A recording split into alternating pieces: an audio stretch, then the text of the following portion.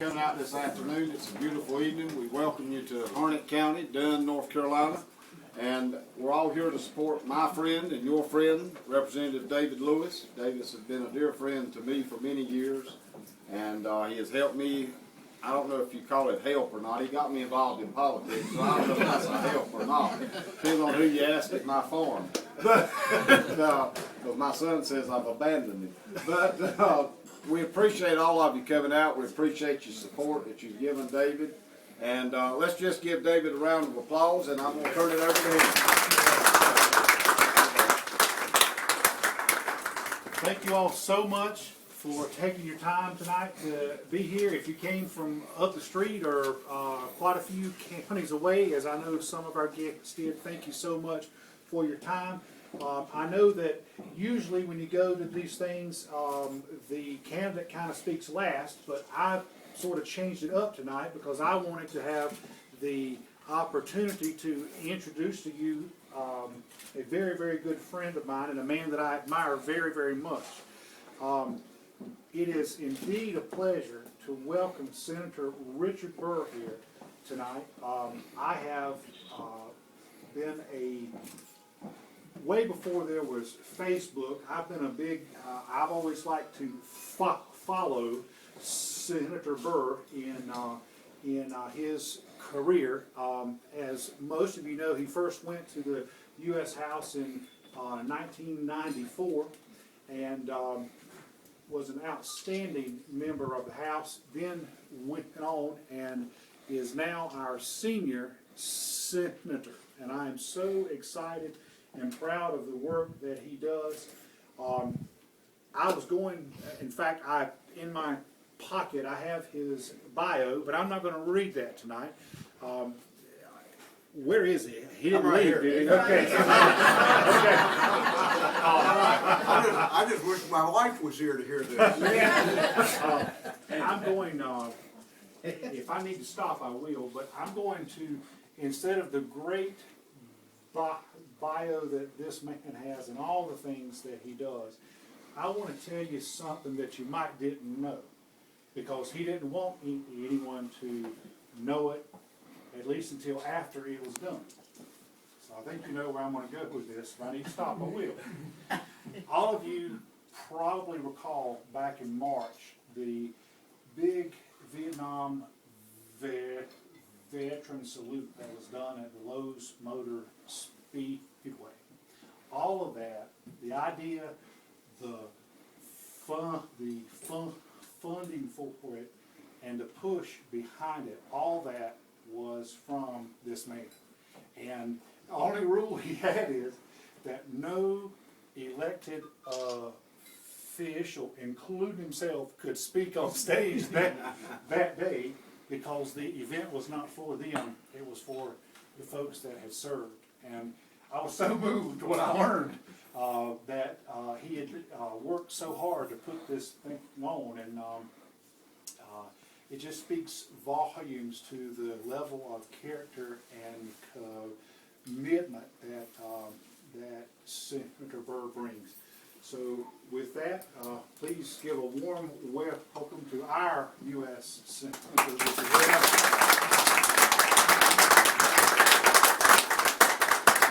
David, thank you so much for that kind introduction, and more importantly, thank you to each and every one of you who are here to support him. And this is not only a worthy cause. I flew down this morning from Washington to Charlotte with the chairman of the National Republican Committee, Reince Priebus. And I'm getting ready to leave. He said, "Where are you going?" I said, "Well, I'm doing an event for David Lewis tonight." He said, "He's one of my favorite guys. You know, he's our national committee man. He's the guy that bids on our behalf from a standpoint of the national importance of North Carolina. And I can tell you, he's done a wonderful job, having talked to Chairman Priebus today and what their intent is to put into North Carolina. This is our best cheerleader right now. For that, I'm grateful. I wish my wife was here. She hadn't seen me either this week. But it sort of goes like that. Let me just say on the Vietnam vets event, 72,000 Vietnam vets. hopefully for all of them, they had an opportunity to close that chapter in their life. And we've already had 6 states contact us that want to replicate what we did at the Lowe's Motor Speedway. I deserve no credit for it.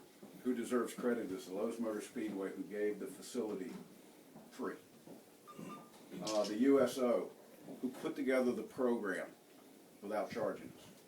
And the North Carolina broadcasters, all the TV outlets, many of the radio outlets, who advertised to the tune of $2.2 million worth of PSAs on this event, so that every veteran could be exposed, every Vietnam vet could be exposed. But more importantly, for the first time in the history of this state, maybe any state, 31 TV stations, Saturday afternoon of the event, from 3 till 4 o'clock, covered it live. We're talking about the NBC, ABC, CBS, and Fox affiliate in Raleigh covering the same thing in preemptive national network events. This is unheard of. And now we've got 6 states and hopefully 49 others that will join in and do a similar thing at some point in the next couple of years. And maybe we can catch up on a couple of decades of negligence that we've given to a generation of veterans that deserved the same recognition and thanks that we're giving today's Vietnam vets. I'm also proud of the fact that 2 weeks ago, the Triangle, North Carolina, sent the last plane load of World War II veterans to Washington. I'm not going to tell you there's somebody not out there under a tree somewhere, but we have combed this state to say, are there any World War II vets that want to go to Washington to see the memorial that haven't been? And we've gotten no after that last trip. And as I welcomed the 112 that came on this flight, one of them yelled at me and said, "You're doing a great job." And I looked at him and I said, if it wasn't for you, I wouldn't have the privilege to be able to do what I do, or the future that my children and my grandchildren have. So I'm here to thank you. Now, the likelihood is they're sort of at the end of their life cycle. And my hope is that we're going to do, as Americans, everything we can over the next several months as we go into November to give them a peace of mind that when they leave this earth, they don't have to worry about what the future looks like for their children or their grandchildren or their great-grandchildren because of their age. And I said at lunch, there are a lot of things that in life you can't explain. It's pretty tough for me. I welcomed and spoke at the beginning of the Wounded Warrior bicycle ride 2 weeks ago. 26 current vets who've been injured in combat. And I introduced 2 brothers. The older one was the first to enlist, and he took an IED, and he's never recovered from it. He's in a wheelchair. He probably won't get much better. But before he left, he told his brother, he said, if I get injured and can't finish my job, will you enlist and finish it for me? His brother enlisted 1 year after he was hit with the IED. His brother was hit by a sniper. And the brother's rehabilitated. He's going to be pretty good.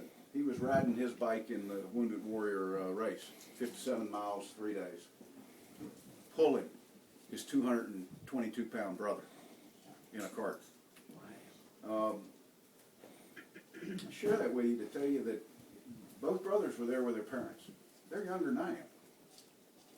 And I looked at these parents and I said, you know, in life, sometimes I can't tell you why this sacrifice was needed.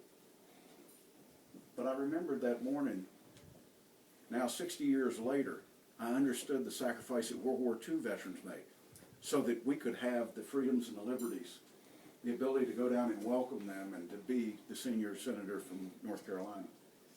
And though I can't explain to every parent or to every service member why that sacrifice is so important today, there are generations from now that will be really enhanced because of the sacrifices we're making. And I don't think a day can pass that we can't look at an active duty service member or veteran and thank them for their service. I can tell you, this is in my book, this is the greatest generation of warrior we've ever had. Their expectations are totally different from any generation that's ever served. they believe that technology, Rufus, allows them to return to a normal life. And I think our commitment is to make sure we get them as close to that as we can. We might not be able to rehabilitate our dilapidated bodies, Rufus, but we can take their injured. Don't worry about the rehabilitation. I just wanted them to have a reference point. But we can use technology and we can return them to a quality of life that meets their expectations, and I'm committed to do that. David, as I said earlier, serves as our committee man. You know, I'm not going to get real political tonight. I'm only going to tell you, I can't live through 4 more years of what I've been through. So the outcome of November at the top of the ticket means a lot to me. And I look around the room and I see a lot of gray hair. Let me assure all of you with gray hair tonight, me included, there's nothing I can do in Washington that's going to change our future. We've made our bed, we're going to sleep in it. But I can affect the future for your children and your grandchildren. And I plan to do it. But I got to have some help. We've got to have a Republican Senate. We've got to have a Republican in the White House. We've got to begin to reverse some of the directions that this administration has taken us. It won't happen without the support. Physical support, working phones, knocking on doors, calling voters, and financial support. Not just for the candidates, for the effort. I think it's safe to say that North Carolina is the epicenter of the next election cycle. Make no mistake about it, the Obama campaign will spend everything they think they need in this state. Now, personally, I don't think they're going to win it, and I don't think they think they're going to win it. But they're going to put on a smoke and mirrors campaign that will last right up to Election Day with the belief to the national media that North Carolina is part of their pathway to 270 electoral votes. What I want to do, David wants to do, chairman of the Republican National Committee wants to do, and I think a lot of citizens of North Carolina, we'd like to make this campaign in North Carolina over much earlier than November. We'd like to get before the conventions and say North Carolina's off the table. It's going to be Republican, like it's been for decades. Well, I think we can do that if we're willing to invest in it, our time and our resources. And I'm here tonight because David's an important part of that, making sure that we hold the North Carolina House, that we hold the North Carolina Senate, that we've got that foundation in place. We're going to touch people who we have never even attempted to touch. We've now opened 3 victory campaign offices in North Carolina, Raleigh, Greensboro, and today Charlotte. Let me tell you, I can never remember a year where in April and May we opened victory offices. I was in Charlotte today, there were 20 people making phone calls. And they're not working for a particular candidate, they're working for a cause, our cause, to sort of take back the future. Our intent is to open up as many as we can possibly fund, and more importantly, that we can man. So when you get that call that says, we're opening one in Dunn, or maybe right down the road in Fayetteville, we need your help, come in and give us some time, I hope you'll do it, because it's absolutely vital to the success in November for our party, but it's more vital to the success of the future for our kids and our grandchildren. I'm reminded of what de Tocqueville said when he left the United States. He said this was the greatest country he'd ever visited. And he defined it this way: that American people have the capacity to give of their time and their resources to help anybody in need. I don't know about you, de Tocqueville must have been Republican. He never mentioned government. His impression as a foreigner looking at what was great about this country had nothing to do with government. It had everything to do with the DNA